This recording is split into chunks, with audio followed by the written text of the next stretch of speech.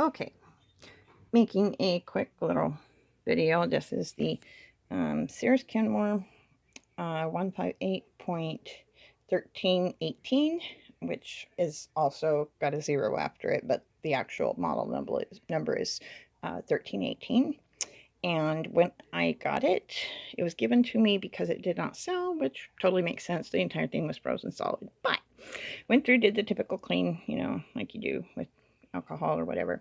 I don't usually use WD-40 on old sewing machines because the alcohol type stuff in it that help dry things will actually cause the oil to dry and freeze up solid on you again. So I don't usually use that to help break things free, but I'd gotten everything else cleaned up and cleaned out, and I don't remember working on this particular type of a Kenmore zigzag mechanism before. The dial was even frozen solid, but I got that freed up. You know, I did the cleaning and oiling down in here, first with alcohol cleaning on Q-tips, then oiling it good, and then going from underneath and taking care of all the moving parts, where two parts move against each other on the underside of the machine as well. And then, of course, working on the front and back of the little block down in there for your zigzag, and then also the little plunger mechanism. Guys, I don't know if I can get it where you can see it, but right in there's a little plunger mechanism that moves back and forth. But anyway, okay, I want to make a very quick video of how this zigzag mechanism works. And I have it on the reverse stretch stitch right now, so it'll be making the reverse too. But if you have the reverse running and the reverse stitch, stretch stitch, and have it set for a zigzag, this is what it should look, what the parts should be moving. Okay. Notice it's going really fast, it's going like that. Now, if you take it off that and just put it on a regular zigzag mechanism, then you will only have a little pivoting plate there.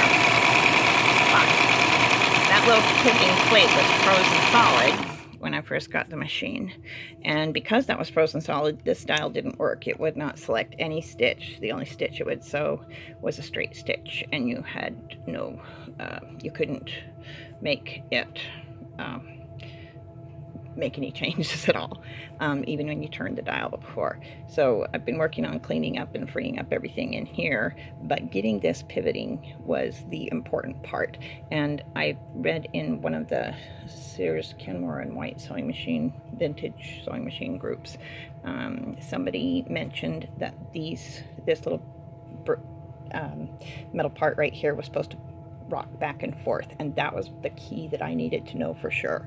I'd been trying to clean this area and here, but I wasn't getting anywhere, even though I'd go in with Q-tips and alcohol and then oil them and stuff. I didn't want to use heat just because I do know that the plastic parts can break, and this dial is plastic. It is, I think, the only plastic part on this one, other than, you know, exterior dials. And it is an exterior dial. It is metal inside. You know, this stuff down in here is all metal. But anyway, after I had tried letting it free up with just the cleaning and oiling, I finally broke out some WD-40, which, like I said, I wouldn't usually use, but I was hoping it would actually help drive some of the stuff out, and then I could put more oil in to help break it free. And after letting it set probably an hour maybe with WD-40, and on top of the WD-40 I put a bunch more oil, sewing machine oil as well. But then I took my handy dandy mallet, made sure I had my zigzag knob set to 4, so it was on the farthest stitch width, and I confess I did some gentle tip tap, tip tap, tip tap, tip tap, tip tap, tip tap, until the little bugger started moving. And then I cleaned it some more, cleaned it more with alcohol and Q-tips, tried to clean out the WD-40 and old icky sticky stuff. Nice lovely brown varnish basically. But anyway, just got it cleaned out, got it going. As soon as that